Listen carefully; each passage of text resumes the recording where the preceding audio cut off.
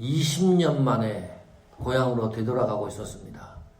야곱은 그때 그 당시 최고의 기업인 거부가 되어 있었습니다. 가정이 있었죠. 자녀가 있었죠. 와이프가 있죠. 돈이 있죠. 보통 돈이 아닙니다. 물질이 있죠. 가축, 종들, 뭐 없는 것이 없을 정도의 기업인이 되었습니다. 문제는 형 에서와의 관계입니다. 장자권, 축복권을 탈취했습니다. 그때까지만 해도 에서는 칼을 갈고 있는 거죠. 동생 야곱에 대해서. 야곱은 늘 그런 생각을 했습니다. 죽을 수도 있겠다. 지금은 절박한 심정입니다. 고향으로 돌아가는데 에서 형이 가만 있지 않을 것이다. 그걸 직감했습니다. 첩보를 얻었는데 창세기 32장 6절 7절에 보니까 이렇게 기록해 놨습니다. 사자들이 야곱에게 들어와 이르되 우리가 주인의 형 에서에게 이른즉 그가 400명을 거느리고 주인을 만나려고 오더이다. 7절에 보니까요. 야곱이 심히 두렵고 답답하여 자기와 함께한 동행자와 양과 소와 낙타를 두 떼로 나누고, 여기 기록에 보니까 심히 두렵고 답답했다. 아니, 형 에서가 야곱을 만나려고 오는데 왜 400명씩이나 거느리고 옵니까? 그 소식을 들은 거예요. 야곱이. 이거 보통 일이 아니다. 가슴에 떨고 두려워하는 마음이 있었습니다. 그래서 계획을 세운 것이 에서의 마음을 돌리기 위해서 선물을 준비합니다. 창세기 32장 14절에 보면 암염소가 200이요. 수염소가 20이요. 암양이 200이요. 수양이 20이요. 이걸 준비했다는 거예요. 에서의 마음을 돌리기 위해서. 15절에 보면 전날은 약대 낙타지요. 30과 그 새끼요. 암소가 40이요. 황소가 10이요. 암나귀가 20이요. 그 새끼 나귀가 10이라 그랬습니다. 18절에 보면 대답하기를 주의 종 야곱의 것이요. 종들을 통해서 그 가축들을 준비해서 에서에게 보내면서, 미리 보내면서, 여기서 표현을 잘 보시면 주의 종 야곱의 것이요. 이것은 당신의 종 야곱의 것이요. 그 말이에요. 에서를 극존칭했다는 말입니다. 나는 에서의 종이라는 거예요. 야곱이. 자기의 주 에서에게로 보내는 애물 이오며 야곱도 우리 뒤에 있나이다 하라 하고 자세를 완전히 땅바닥까지 낮췄습니다. 야곱이. 살기 위해서. 모든 선물을 준비해서 야복나루 건너편에 다 보내고 난 이후에 야곱 홀로 남아 있었습니다. 24절에 보면 야곱은 홀로 남았더니 어떤 사람이 날이 새도록 야곱과 씨름하다가, 너무 많이 알고 있는 장면입니다. 여기 성경을 자세히 보면 어떤 사람이 날이 새도록 야곱과 씨름했다. 주어가 어떤 사람입니다. 야곱 혼자 있는데요. 어떤 사람이 나타난 거예요. 나타나가지고 싸움을 걸어왔다. 씨름하는 것을 걸어왔다.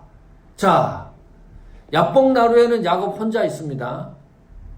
혼자 있는데 어떤 사람이 나타난 거예요. 야곱이 어떤 사람을 먼저 만난 게 아니고 어떤 사람이 야곱에게 가까이 다가온 겁니다. 그러면 야곱은 어떤 생각을 하나요? 이 사람이 강도일 수도 있을 거고, 아니면 에서 형이 나를 죽이려고 자객을 보냈다라고 생각할 수도 있습니다.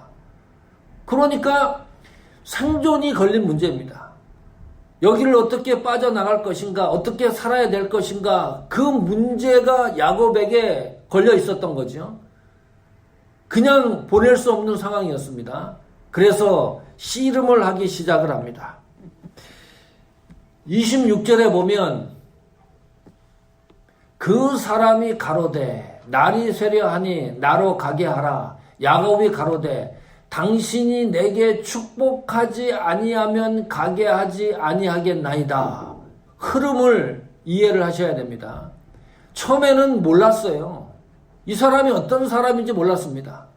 엉덩이 뼈가 위골되고 나서 26절에 야곱이 하고 있는 고백입니다. 무슨 말하는 겁니까? 당신이 나를 축복하지 아니하면 나는 절대로 당신에게 향한 나의 손을 놓지 않겠다. 그러면 이 어떤 사람은 야곱의 눈에 확실히 보이는 우리와 같은 사람입니다. 어떤 천사도 아니고 영의 세계에 뚜렷이 보이지 않는 그런 형체도 아니고 우리와 같은 사람인데 야곱이 드디어 창세기 32장 26절에 이 사람이 보통 사람이 아니라는 것을 인지했다는 뜻입니다. 그러니까 그 사람에게 축복하지 아니하면 가게 하지 아니하겠다 이런 고백을 하는 거지요. 좀 더 가보면 30절 보십시오. 그러므로 야곱이 그곳 이름을 브니엘이라 하였으니 그가 이르기를 내가 하나님과 대면하여 보았으나, 여기 성경에 보면 야곱 입에서 나오는 증언입니다. 나와 씨름을 했던 그 사람은 하나님인 것을 고백을 하고 있습니다.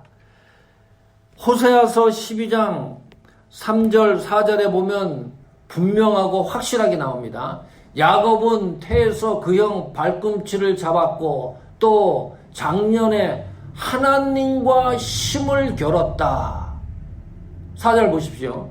천사의 힘을 겨루어 이기고 울며 그에게 간구하였으며 하나님은 베델에서 저를 만나셨고 거기서 우리에게 말씀하셨나니. 그러니까 야곱과 씨름했던 그 사람은 하나님이라고 성경이 명명하고 있습니다. 구약시대에는요, 하나님이 나타나셨는데, 신약에는 예수님이 오셔서 하나님을 직접 만난 것과 같지요. 그러나 구약에서는 어떤 경우에는 천사의 모습으로, 또 어떤 경우에는 오늘과 같이 사람의 모습으로 나타나기도 했습니다. 보이지 않는 하나님이. 이것을 하나님의 현현이라고 말합니다. 야곱이 그 하나님을 만난 거지요. 자, 그러면 하나님이 야곱을 찾아왔을 때 야곱은 홀로 있을 때입니다. 저희들이 주목해야 될 부분입니다. 야곱이 모든 것을 소유하고 있을 때가 아니고 가족과 자기가 가지고 있는 재산과 종과 가축과 이 모든 것을 야복나루에 보내고 나서 자기 혼자 있을 때였습니다. 이게 무슨 말이에요? 야곱이 처음부터 아무것도 없었는데 홀로 된 것이 아니고 어마한 거부가 되었고 기업인이 되었는데 그 모든 것을 물리치고 하나님 앞에 오로지 단독자로 혼자 있을 때 하나님이 야곱을 찾아오셨다. 이 상황을 주시해야 됩니다. 이 사실을 놓치지 말기를 축복합니다. 이것은 성도에게 기회입니다. 보통 기회가 아닙니다. 대단한 기회입니다. 하나님이 야곱을 먼저 찾아왔다는 것은 무슨 말이에요? 야곱의 모든 문제를 내가 해결해 주겠다. 그래서 찾아온 거 아닙니까? 야곱이 가지고 있는 최대의 약점을 내가 해결해 주겠다. 너의 문제를 완벽하게 해결해 주겠다. 그래서 찾아온 거예요. 아무리 성경을 봐도 다른 해석을 할 길이 없어요. 왜 홀로 있는데 그것도 사람의 모습으로 하나님이 야곱을 찾아옵니까? 야곱은 에서와의 생존이 걸려있는, 두려움과 공포가 걸려있는 그 문제를 해결하려고 애를 쓰고 있었던 천장 아닙니까? 그러면 하나님이 찾아왔다는 것은 그 문제를 해결해 주겠다는 거 아니에요. 야곱의 문제가 하나님의 문제가 되기 때문입니다. 성도의 문제가 하나님의 문제가 될 수 있기 때문에 하나님이 야곱을 홀로 있을 때 찾아오셨다. 신구약 성경이 구속사 아닙니까? 아브라함과 이삭 때까지는 별 큰 문제가 없었어요. 아브라함이 잘못을 했더라도 하나님의 구속의 역사가 흘러가는데 야곱 때에 와서 문제가 생긴 거예요. 야곱이 보통 잔머리, 술수가 뛰어난 인물이 아닙니다. 그렇잖아요. 그러면 하나님의 역사가 이 아브라함과 이삭과 야곱의 족보를 통해서 예수 그리스도가 이 땅에 오시는 거 아닙니까? 그 족보 첫머리가 아브라함이 이름이 들어가니까요. 하나님이 야곱을 보니까 도저히 안 되겠는 거예요. 또 야곱이 안고 있는 약점과 문제가 너무 큰 거예요. 그러니 하나님 계획에 있어서라도 이 문제가 해결돼야 되는 겁니다. 극박하는 상황이에요, 이것이. 야곱을 하나님 보시기에 온전한 신앙으로 만들어 놓지 않으면 하나님의 계획이 야곱에 의해서 중단될 수도 있었기 때문입니다. 그러니까 하나님도 다급한 거예요. 에서를 만나기 전에 이 모든 문제가 해결이 되어야 되는 거 아닙니까? 그러니까 얼마나 다급했으면 야곱도 다급하고 하나님도 다급한 거예요. 야복 나루에서 날이 새도록 씨름을 해서 결론이 났어요. 28절 보십시오. 그 사람이 가로되 내 이름을 다시는 야곱이라 부를 것이 아니요 이스라엘이라 부를 것이니 이는 내가 하나님과 사람으로 더불어 겨루어 이겼음이니라 그랬습니다. 하나님과 겨루어서 이겼다는 표현을 들어봤습니까? 성경 66경 안에서 최초의 사건입니다. 그런데 성경은 분명하고 확실하게 기록해놨어요. 야곱이 승리했다라고 말하고 있습니다. 이름까지 바꿔놨습니다. 자, 야곱의 이름이 이스라엘로 변경이 됐어요. 그런데 변경된 그 이름이 나라가 돼버렸어요. 지금의 이스라엘 아닙니까? 보통 특별한 상황이 아닙니다. 30절에 보면 그러므로 야곱이 그곳 이름을 브니엘이라 하였으니 브니엘이라고 하는 뜻은 하나님의 얼굴이라는 뜻입니다. 그래서 성경이 그렇게 말하고 있습니다. 그가 이르기를 내가 하나님과 대면하여 보았으나 내 생명이 보존되었다 함이더라. 이것은 야곱의 음성입니다. 아까 말한 28절에 하나님과 대면해서 하나님과 사람으로 더불어 겨루어 이겼다고 하는 선포하는 것은 하나님이 인증하는 말씀입니다. 이게 최초의 사건인 거예요. 하나님과 겨루었는데 야곱이 승리했다고 분명하고 확실하게 성경이 정확하게 인증을 하고 있다. 이 보통 일입니까? 하나님이 져준 사건입니다. 하나님이 그러니까 우리가 씨름할 때 5살짜리 아이하고 아버지가 씨름을 합니다. 그러면 아마 100번이면 100번 아버지가 져주지요. 그 5살짜리 씨름하고서 이겼다고 아버지가 좋아할 사람이 세상 천지에 어디 있어요. 져주는 거죠. 그런데 이 아이는 승리한 거라고 얼마나 또 기뻐합니까? 그런 상황이에요. 참 묘한 상황입니다. 그런데 이와 같은 표현이 사실상 전무한 겁니다. 신구약 성경에. 또 하나가 있습니다. 하나님이 저렇게 내가 하나님과 사람과 더불어 이겼다고 하는 그 인증을 한 이유가 또 하나가 있어요. 그 또 하나는 뭡니까? 26절로 다시 가보십시오. 거기 보면 내게 축복하지 아니하면 가게 하지 아니하겠나이다. 이것이 야곱의 심정이었습니다. 이 놀라운 겁니다. 밤새도록 5살 난 아이가 아버지 손을 붙잡고 이기겠다고 하는 거예요. 그런 상황과 같은 묘사입니다. 하나님이 내 문제를 해결하지 않으면 나는 절대로 하나님 손을 놓지 않겠다.